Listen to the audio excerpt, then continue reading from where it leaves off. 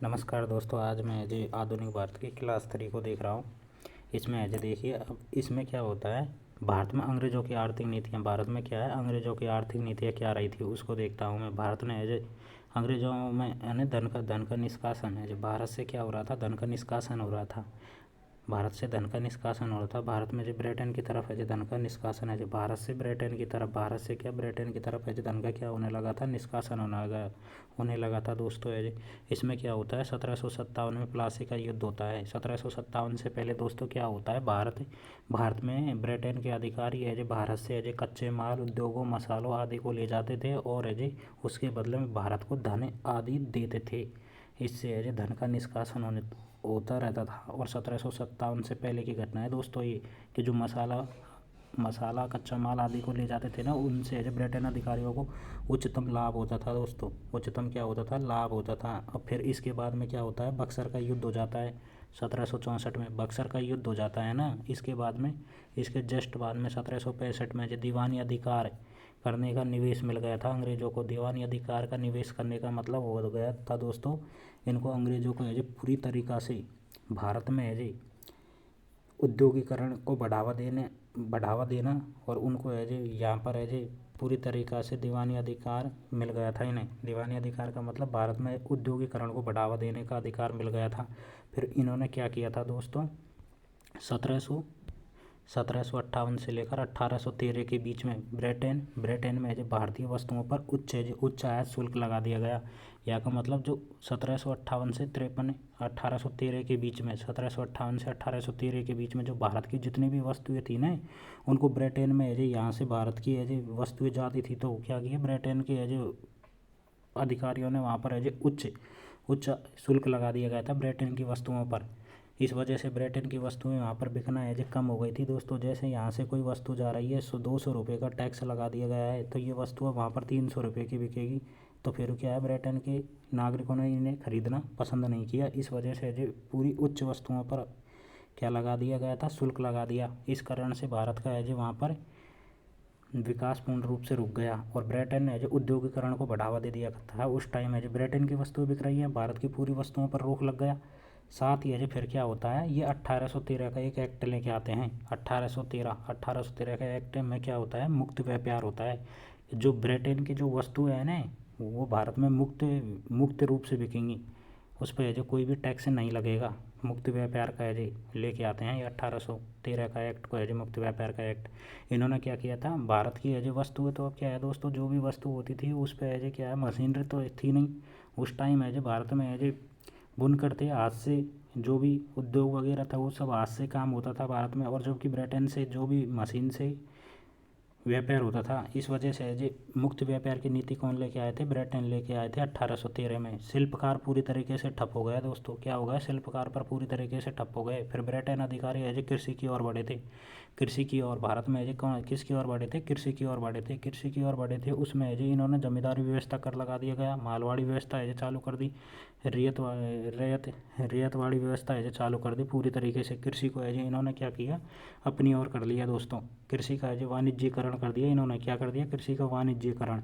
इसमें कृषि के वाणिज्यीकरण में क्या करते हैं, खाद्य फसल थी, उसमें कपास था, नील की खेती थी और अफीम थी।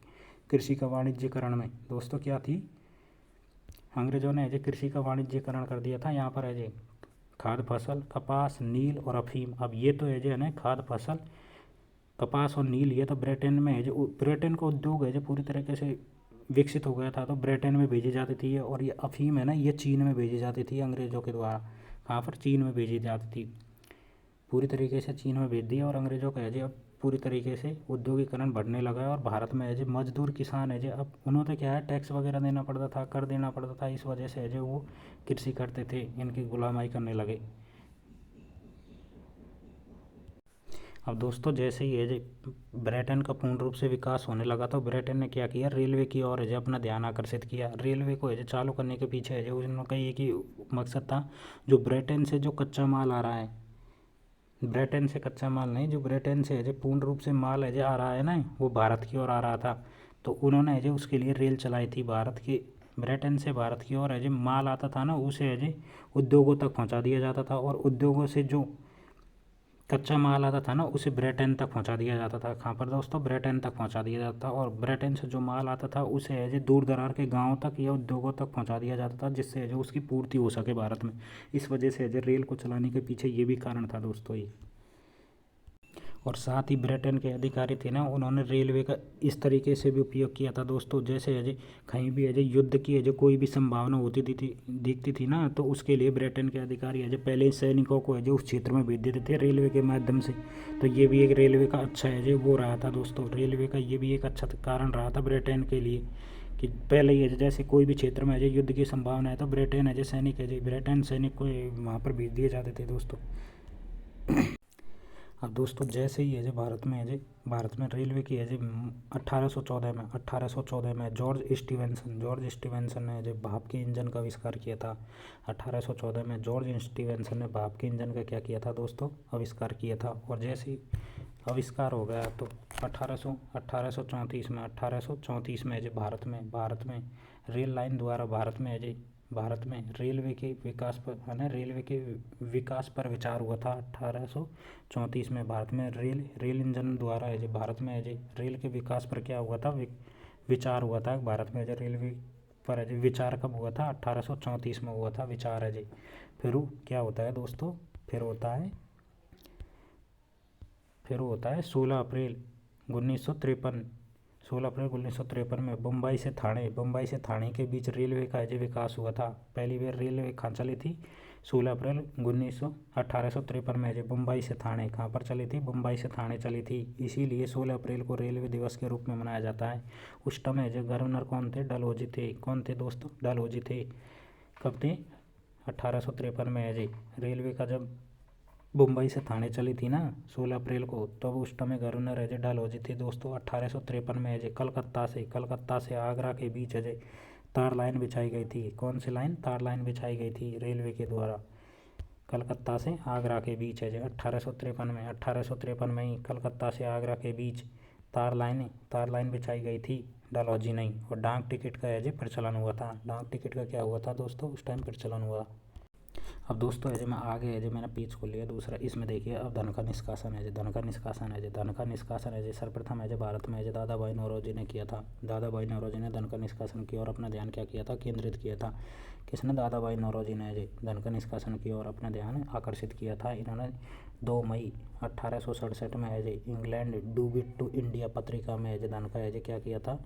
धन की ओर आकर्षित हुए थे भाई साहब दादा भाई नौरोजी ने। सर्वप्रथम भारत में है जी दादा भाई नौरोजी ने ध्यान आकर्षित किया था धन की ओर है जी। फिर इसने क्या किया था? एक पुस्तक है दादा भाई नौरोजी की, poverty and un British rule in India है जी। पुस्तक में है जी धन का निष्कासन किया गया है। धन का निष्कासन है जी poverty and un British rule in India में जब दादा भाई नौरोजी ने धन का निष्कासन किया है। धन का निष्कासन और इन्होंने प्रतिवर्ती 20 रुपये वार्षिक आय बताई थी। दादा भाई नौरोजी ने जो कितने बताई थी? 20 रुपये वार्षिक आय बताई। अब दोस्तों ये दादा भाई नौरोजी को जो भारत का ग्रेट ओल्ड मैन कहते हैं दोस्तों। क्या कहते हैं? भारत का ग्रेट ओल्ड मैन कहा जाता है ना, ग्रेट ओल्ड मैन कहा जाता है दादा भाई नौरोजी को। और इन्हें भारत के जो अनौपचारिक राजदूत के रूप में जानते हैं। भारत के ग्रेट ओल्ड मैन तथा अनौपचारिक राजदूत के रूप में जानते हैं दादा भाई नौरोजी को। आगे देखते हैं ये धन का निष्कासन किसने किया था दोस्तों। देखिए धन का निष्कासन सर्वप्रथम दादा भाई नौरोजी ने किया था poverty and British rule in India की पुस्तक में। फिर RC दत्त ने किया था दोस्तों। RC दत्त की पुस्तक हो जाएगी इकोनॉमिक हिस्ट्री ऑफ इंडिया है जो इकोनॉमिक हिस्ट्री ऑफ इंडिया में है जो RK दत्त ने धन का निष्कासन किया गया था। फिर रनाडे ने किया था दोस्तों। किसने किया था? रनाडे ने किया था है ना। JV जोशी ने किया था और गोखले ने किया था दोस्तों। किसने किया था? गोखले ने भी है जो धन का निष्कासन किया था। अब किसने किया है? ये देखिए धन का निष्कासन सर्वप्रथम दादा भाई नौरोजी ने किया था poverty and British rule in India पुस्तक में है जो। फिर RC दत्त ने किया था इकोनॉमिक हिस्ट्री ऑफ इंडिया में। फिर रनाडे ने किया था दोस्तों। फिर JV है जो जोशी ने किया था। फिर गोखले ने किया था। अब देखिए दोस्तों है आगे देखिए ये देखिए मद्रास के बोर्ड ऑफ है जो रिवेन्यू के अध्यक्ष थे। मद्रास बोर्ड ऑफ रिवेन्यू के अध्यक्ष थे ना, ये थे जॉन सुलीवन थे दोस्तों। जॉन सुलीवन है जो मद्रास के बोर्ड ऑफ रिवेन्यू के अध्यक्ष जॉन सुलीवन। इसका स्टेटमेंट क्या था? इसने कहा कि ब्रिटिश पद्धति है ना जो एक है जो उसकी तरह है जैसे गंगा नदी के तट पर है जे अपने है जे खाद्य पदार्थों को है जे निचोड़ लेती है ना, उसकी तरह है जो अच्छी अच्छी चीज़ों को सबको ग्रहण कर लेती है और उसको निचोड़ के फेंक देती है। इसने कहा था, जॉन सुलेवन ने कहा था, ये जॉन सुलेवन का स्टेटमेंट था। अब आगे देखिए आगे क्या होता है। भारत में ब्रिटेन द्वारा किया गया निवेश। भारत में ब्रिटेन ने जो कहाँ कहाँ पर निवेश किया था, किस किस क्षेत्र पर निवेश किया था उसको देखिए। जो सार्वजनिक ऋण में निवेश किया था ब्रिटेन ने, जो रेलवे में निवेश किया था, सिंचाई परियोजना में निवेश किया था, बैंकिंग में निवेश किया था, चाय में निवेश किया था पैसा है जी, कॉफ़ी में भी निवेश किया था ब्रिटेन ने जो, और रबड़ बागान में भी क्या किया था, निवेश किया था। एक बार और देखिए, सार्वजनिक ऋण दिया था ब्रिटेन ने जो, भारत में क्या किया था, निवेश किया था ब्रिटेन ने जो, भारत में क्या किया था, निवेश। सार्वजनिक ऋण में निवेश किया, रेलवे में निवेश किया, सिंचाई परियोजनाओं में निवेश किया, बैंकिंग में किया, चाय में निवेश किया, कॉफ़ी में निवेश किया, और क्या किया था, रबड़ बागान में जो निवेश किया था दोस्तों, रबड़ बागान में। अब ये देखिए, ये देखिए रेलवे है ना, रेलवे में जो 4.5 से 5% के बीच में गारंटी शुदा ब्याज दिया जाता था, गारंटी शुदा ब्याज दिया जाता था ब्रिटेन के द्वारा। जो रेलवे में है जो 4.5 से लेकर जो 5% के बीच में गारंटी शुदा ब्याज दिया जाता था, जो कोई ये जो रेलवे में निवेश करते थे ना उनके लिए। अब दोस्तों अगला देखता हूँ मैं आगे। अब दोस्तों मैं अंग्रेज़ों की आर्थिक नीतियाँ उनके प्रभाव देखता हूँ। अंग्रेज़ों की आर्थिक नीतियाँ एवं उनके प्रभाव, अंग्रेज़ों की आर्थिक नीतियाँ एवं उनके प्रभावों को देखता हूँ मैं। अब अंग्रेज़ों ने क्या किया था, सबसे पहले है जो जमींदारी व्यवस्था, इसी को है जो स्थायी बंदोबस्त या स्तंभरारी व्यवस्था है जो लागू की गई थी। पहले है जो कौन सी की थी, जमींदारी व्यवस्था कहते हैं इसी को स्थायी है जो बंदोबस्त कहते हैं, और स्तंभरारी व्यवस्था इसी को कहते हैं। जमींदारी व्यवस्था, स्थायी व्यवस्था तथा स्तंभरारी व्यवस्था है जो अंग्रेज़ों ने सबसे पहले लागू की गई थी। इसे किया गया था 23 मार्च 1973 को कॉर्नवालिस है जो, लॉर्ड कॉर्नवालिस के द्वारा लागू किया गया था। 22 मार्च है जो 1793 को है जो लॉर्ड कॉर्नवालिस के द्वारा लागू किया गया था। एक बार और देखता हूँ, एक मिनट। हाँ देखिए दोस्तों, जमींदारी व्यवस्था, स्थायी बंदोबस्त या स्तंभरारी व्यवस्था कहते हैं इसे। जमींदारी, स्थायी बंदोबस्त तथा स्तंभरारी व्यवस्था कहते हैं इसे। 22 मार्च 1793 में लॉर्ड कॉर्नवालिस के द्वारा क्या कर दिया गया था दोस्तों, लागू कर दिया गया था कॉर्नवालिस के द्वारा। और कौन कौन से क्षेत्रों में लागू किया गया, बंगाल, बिहार, उड़ीसा, बनारस, यूपी और उत्तरी है जो कर्नाटक। बंगाल हो गया, बिहार हो गया, उड़ीसा हो गया, बनारस, बंगाल, बिहार, उड़ीसा, बनारस, यूपी और उत्तरी कर्नाटक में है जी इसे जमींदारी व्यवस्था को लागू कर दिया गया था। और इस जमींदारी व्यवस्था में जो ब्रिटेन भूभाग के जो 19% क्षेत्र पर लागू किया गया था। ब्रिटेन का जो भूभाग था ना टोटल, उसके 19% भूभाग पर जमींदारी व्यवस्था को लागू कर दिया गया।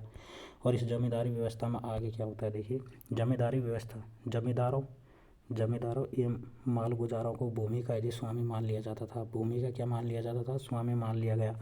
जमींदारों व मालगुजारों को भूमि का क्या मान लिया गया दोस्तों, स्वामी मान लिया गया था। इसमें है जमींदारी व्यवस्था में जमींदारों व मालगुजारों को भूमि का क्या मान लिया गया, स्वामी मान लिया गया। और इसमें क्या होता है, इसमें फिर होता है स्थायी है राजस्व का निर्धारण कर दिया गया था। इसमें है जो कौन सा, स्थायी राजस्व का निर्धारण कर दिया गया इस जमींदारी व्यवस्था में। यदि अंग्रेज़ों को इस स्थायी राजस्व निर्धारण क्यों किया गया था, क्योंकि यदि कोई बाढ़ आए, सूखा पड़े, किसी भी तरीके से है अंग्रेज़ों का इसमें है स्थायी राजस्व को निर्धारण कर दिया गया था उन्होंने इस वजह से। तो इसमें कंपनी का आज 11 में से 10/11 भाग कंपनी का होता था और 1/11 भाग है जी भूस्वामी का होता था, 1/11 भाग। इस वजह से स्वामियों की परिस्थिति है जी दीनी हो गई थी। इस वजह से है स्थायी राजस्व का निर्धारण किया गया था। अंग्रेज़ों ने जो स्थायी राजस्व का निर्धारण कर दिया। और सूर्यास्त कानून का संबंध है जो स्थायी बंदोबस्त से हो जाएगा, मतलब जमींदारी व्यवस्था से संबंधित है सूर्यास्त कानून है जो। सूर्यास्त कानून किससे संबंधित हो जाएगा, जमींदारी व्यवस्था या फिर स्थायी बंदोबस्त या स्तंभरारी व्यवस्था कहते हैं इसे ही। हम आगे देखता हूँ रियतवाड़ी व्यवस्था। दोस्तों ये कानून, ये सूर्यास्त कानून है ना, सूर्यास्त कानून स्थायी बंदोबस्त से संबंधित है या मतलब जमींदारी व्यवस्था से संबंधित है। सूर्यास्त कानून ये था दोस्तों, जैसे ब्रिटेन अधिकारियों ने एक डेट फिक्स कर देते थे, जैसे 30 मार्च है, 30 मार्च को डेट फिक्स हो गई, तो 30 मार्च की ये सूर्यास्त से पहले, सूर्यास्त खत्म होने से पहले है ये कर को है देना पड़ता था इसको, ये था सूर्यास्त कानून है। इस वजह से दोस्तों है इसे क्या कर दिया, सूर्यास्त कानून का संबंध है जो स्थायी बंदोबस्त से था दोस्तों। अब मैं पढ़ता हूँ दोस्तों रैयतवाड़ी व्यवस्था। रैयतवाड़ी व्यवस्था में रैयतवाड़ी व्यवस्था है जो टॉमस मुनरो तथा कैप्टन रीड के द्वारा है जो शुरू की गई थी, यानी टॉमस मुनरो तथा कैप्टन रीड के द्वारा शुरू की गई थी। ये रिकार्ड के लगान सिद्धांत पर आधारित थी। रिकार्ड के लगान सिद्धांत पर आधारित थी। सर्वप्रथम है जो तमिलनाडु के है जो 12 महल में लागू की गई थी। ये सर्वप्रथम है जो कहाँ पर, तमिलनाडु के 12 महल में जो लागू की गई थी रैयतवाड़ी व्यवस्था को। और इसे तमिलनाडु, मुंबई, मद्रास और असम में लागू किया गया था। कहाँ पर किया गया था? तमिलनाडु, मुंबई, मद्रास और असम में लागू किया गया था। टॉमस मुनरो तथा कैप्टन रीड के द्वारा शुरू की गई थी। एज रिकार्ड के लगान के सिद्धांत पर आधारित थी।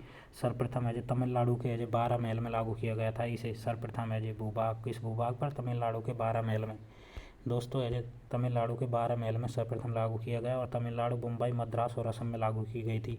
और ये एज जो ब्रिटेन के भूभाग था ना, ब्रिटेन के भूभाग से 51.7% क्षेत्र पर लागू हुई थी। ब्रिटेन के भूभाग के कितना 51.7% क्षेत्र पर लागू किया गया था। इसे किसानों को इसमें क्या, किसानों को ये भूमि का स्वामी माना गया था दोस्तों। किसानों को ये भूमि का क्या माना गया था? स्वामी माना गया था।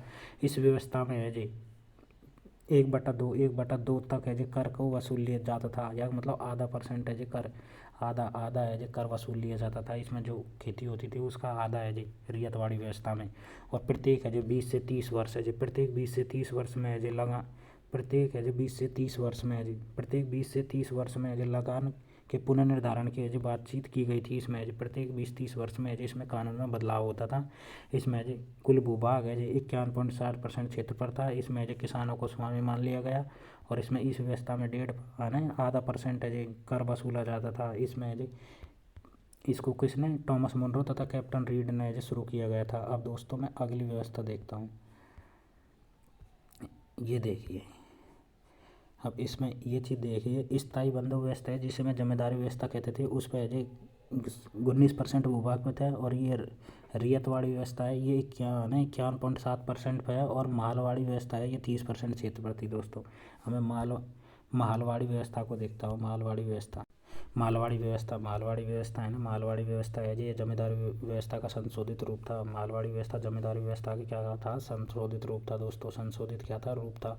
मालवाड़ी व्यवस्था ये हॉल्ट मैकेंजी द्वारा शुरू की गई थी 1822 में। है हॉल्ट मैकेंजी ने 1822 में शुरू की गई थी दोस्तों। 1822 में हॉल्ट मैकेंजी के द्वारा शुरू की गई थी। और ये आगरा, अवध, मध्य प्रांत और पंजाब में, आगरा, अवध, मध्य प्रांत और पंजाब में शुरू की गई थी। कहाँ पर की गई थी? आगरा, अवध, मध्य प्रांत और पंजाब में शुरू की गई थी। भूभाग कितने भूभाग पर? 30% भूभाग पर है जो शुरू की गई थी। 30% भूभाग पर शुरू की गई थी। इसके अंतर्गत है जो गाँव का जो है ना, इसके है जो अंतर्गत सामूहिक रूप से गाँव का जो भूस्वामी होने का दावा करने वाले व्यक्ति के साथ ही ये व्यवस्था शुरू की गई थी। इसके अंतर्गत गांव का जो भूस्वामी होने वाले व्यक्ति जो दावा करता है ना, उसके अंतर्गत ये व्यवस्था क्या की गई थी? शुरू की गई थी, है ना। मार्टिन बर्ड के निर्देश में यह व्यवस्था क्या की गई थी? शुरू की गई थी। मार्टिन बर्ड के निर्देशन में यह व्यवस्था शुरू की गई थी। और इसमें 1836 में जी इसमें क्या किया गया था? सुधार किया गया था 1836 में। और भू राजस्व कर है ना, जिसका 33 से 55% लिया जाता था। इसमें भू राजस्व कर है जो 33 से 55% लिया जाता था। एक बार और देखिए, मालवाड़ी व्यवस्था है जमींदारी व्यवस्था का एक संशोधित रूप था। हॉल्ट मैकेंजी द्वारा 1822 में शुरू की गई थी। आगरा, अवध और मध्य प्रांत और पंजाब में जो शुरू की गई थी। भूभाग है 30% भूभाग पर है जो शुरू की गई थी। इसके अंतर्गत है जो गाँव का है जो भूस्वामी होने का दावा करता ना, उसके तहत यह व्यवस्था लागू की गई थी। और मार्टिन बर्ड के निर्देशन में यह व्यवस्था शुरू की गई थी 1836 में। इसमें जो सुधार किया गया था। और भू राजस्व कर 33 से 55% लिया जाता था दोस्तों इसमें। अब मैं देखता हूँ प्रशासनिक नीतियाँ दोस्तों। अंग्रेजों की प्रशासनिक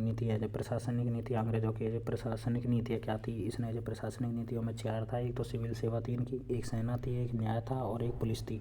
सिविल सेवा थी, सेना, न्याय और पुलिस थी इनके जो प्रशासनिक नीतियों में। अब इनकी जो सिविल सेवा थी ना, इन्हें इस्पात का जो चौकट कहा जाता था। इस्पात का चौकट कहा जाता था सिविल सेवा को जो इस्पात का चौकट कहा जाता था। अब सेना है ना, इसमें भी जो 2 थी, एक तो जो दीवानी और एक फौजदारी थी। कौन कौन सी थी, दीवानी और फौजदारी। इनकी है जो 4 प्रशासनिक नीतियाँ हैं, सिविल सेवा, सेना, न्याय और पुलिस है जी। अब है जी न्याय में है जी, जुडिशरी में है जी कौन कौन सी आती है, दीवानी और फौजदारी आ जाती है। अब पुलिस को देखते हैं दोस्तों, पुलिस को, पुलिस में क्या है, कॉर्नवालिस ने जो जमींदारों के अधिकारों को छीनकर कॉर्नवालिस ने जमींदारों के अधिकारों को छीनकर आधुनिक रूप से पुलिस चौकी की स्थापना की थी। जमींदारों के अधिकार है ना, जमींदारों के अधिकारों को छीनकर आधुनिक पुलिस चौकी की स्थापना की थी। और उस पुलिस चौकी की स्थापना की ना, उसको जो दरोगा के नियंत्रण में था। पुलिस चौकी किसके नियंत्रण में थी, दरोगा के नियंत्रण में थी। पुलिस है ना जो कॉर्नवालिस ने जमींदारों के अधिकारों को छीनकर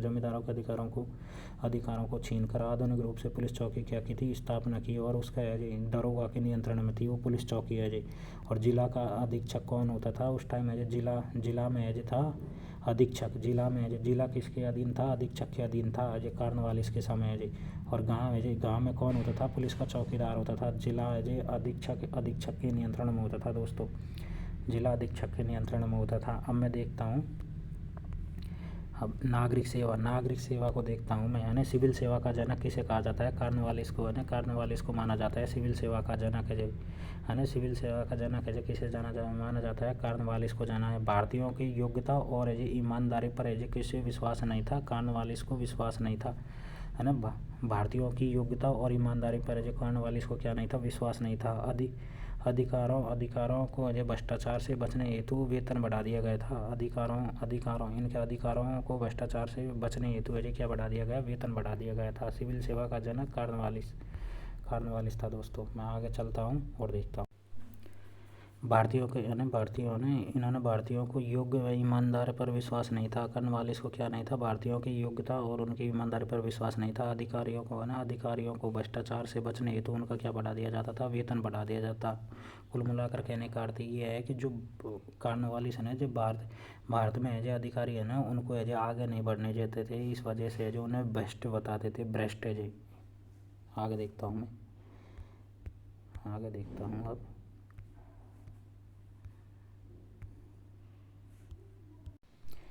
दोस्तों, वेलेज़ली ने 1800 ईस्वी में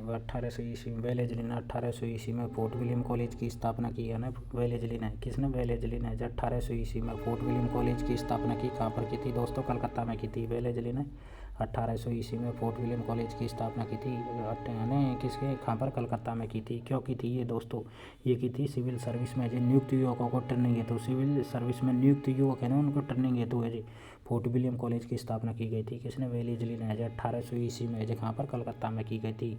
क्यों की गई थी भाई साहब, सिविल सर्विस में नियुक्त हुए युवकों को ट्रेनिंग हेतु की गई थी। बाद में बोर्ड ऑफ डायरेक्टर के कहने पर बाद में बोर्ड ऑफ डायरेक्टर के कहने पर 1806 ईस्वी में ब्रिटेन के हेलीबरी कॉलेज में प्रशिक्षण मतलब ट्रेनिंग दी जाने लगा था बाद में है ना। बोर्ड ऑफ डायरेक्टर ने इससे मना कर कहा कि इसे 1806 में ब्रिटेन के हेलीबरी कॉलेज में प्रशिक्षण हेतु ट्रेनिंग दी जाने लगी थी। और 1853 में और बाद में क्या होता है, 1853 में प्रतियोगिता परीक्षण के माध्यम से सिविल सर्विस में नियुक्ति की जाने लगी थी। यह मतलब पेपर के माध्यम से यानी प्रतियोगिता परीक्षा के माध्यम से यानी सिविल सर्विस की नियुक्ति की जाने लगी थी दोस्तों।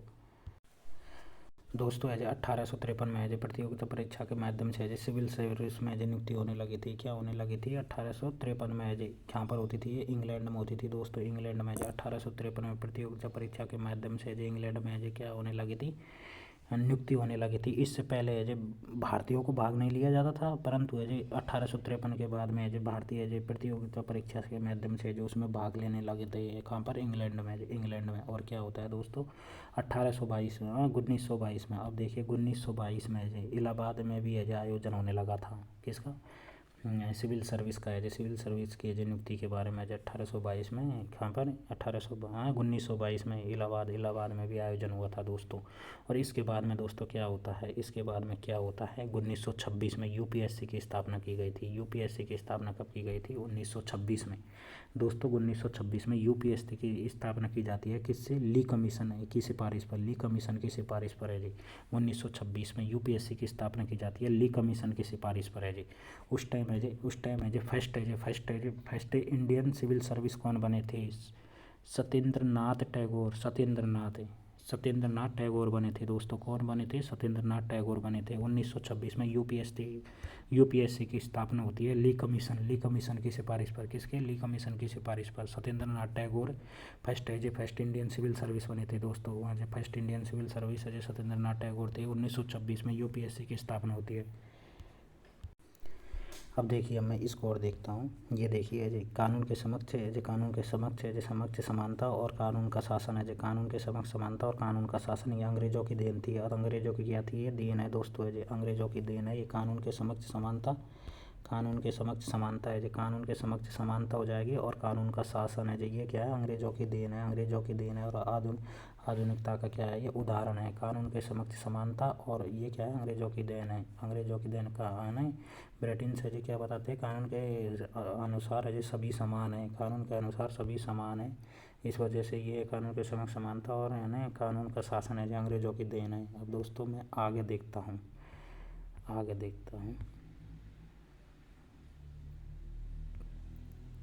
चलो दोस्तों इसको जी मैं यहीं ख़त्म करता हूँ। रुको और देखता हूँ।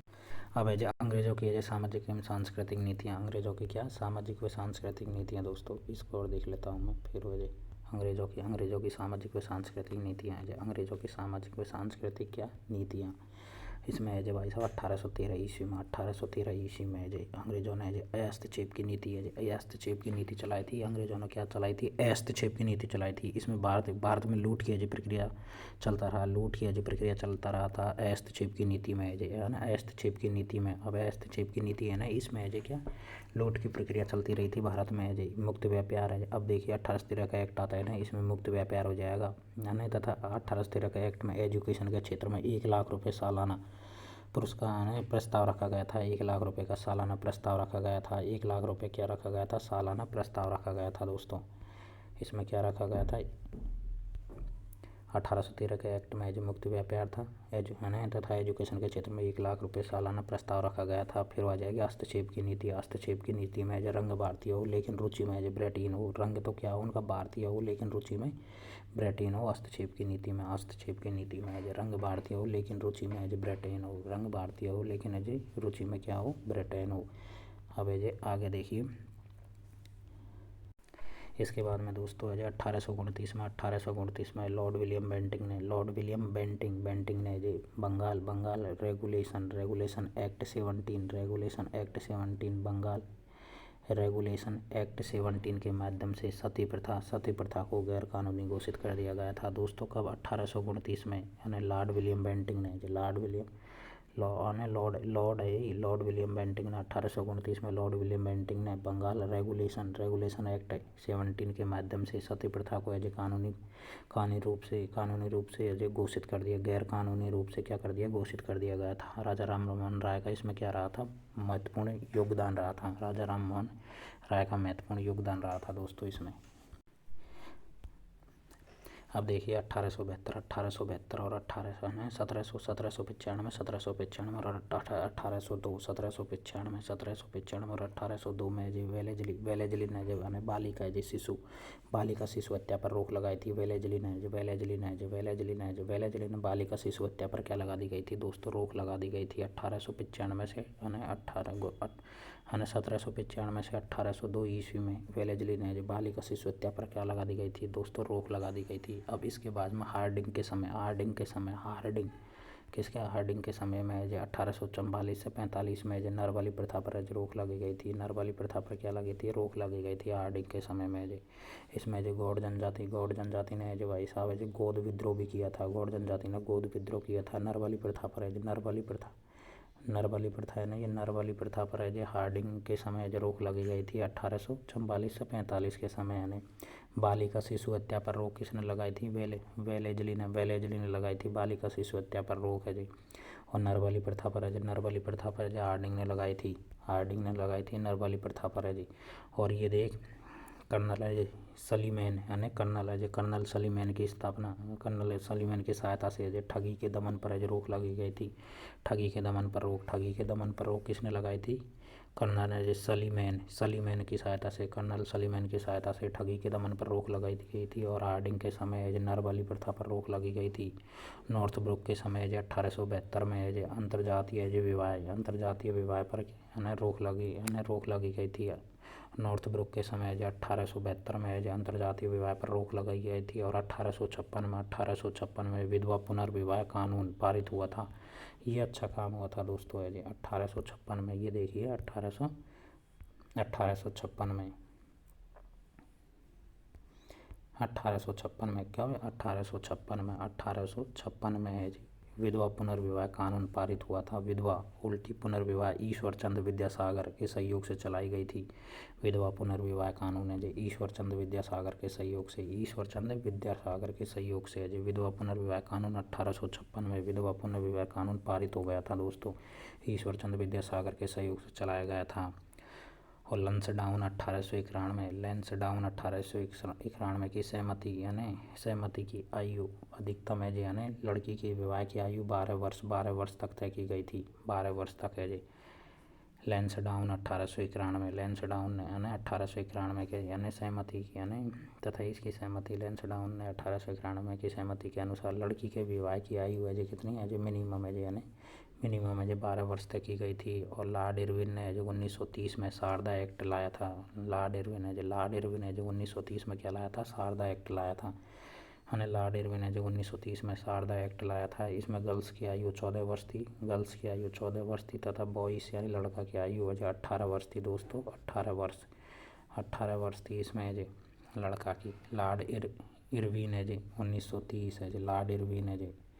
इसमें क्या होता है? लैंसडाउन है जो 1891 यानी इसकी सहमति से लड़की की विवाह की आयु है जो 12 वर्ष थी। इसमें विवाह की आयु लैंसडाउन 1891 के तहत है जी, यानी लड़की की विवाह की आयु 12 वर्ष थी। जबकि अजय लॉर्ड इरविन ने जी शारदा एक्ट आया था। कौन सा? शारदा एक्ट के तहत गर्ल्स की आयु 14 वर्ष थी जबकि बॉय की आयु है जी 18 वर्ष। लड़की की आयु 14 वर्ष तथा बॉय की आयु 18 वर्ष थी है जी। लॉर्ड इरविन शारदा एक्ट को कौन लेके आया था? शारदा एक्ट को है लॉर्ड इरविन। 1930 में शारदा एक्ट आता है। लड़की की 14 वर्ष तथा लड़का की 18 वर्ष आयु निर्धारित की गई थी दोस्तों।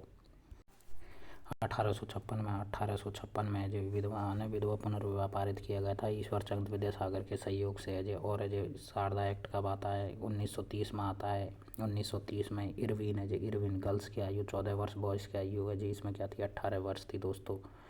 नॉर्थब्रुक के समय 1892 में जो अंतर्जातीय विवाह दोस्तों। Thank you very much. अच्छी लगी वो वीडियो तो कमेंट करना। आगे देखते हैं अगली वीडियो।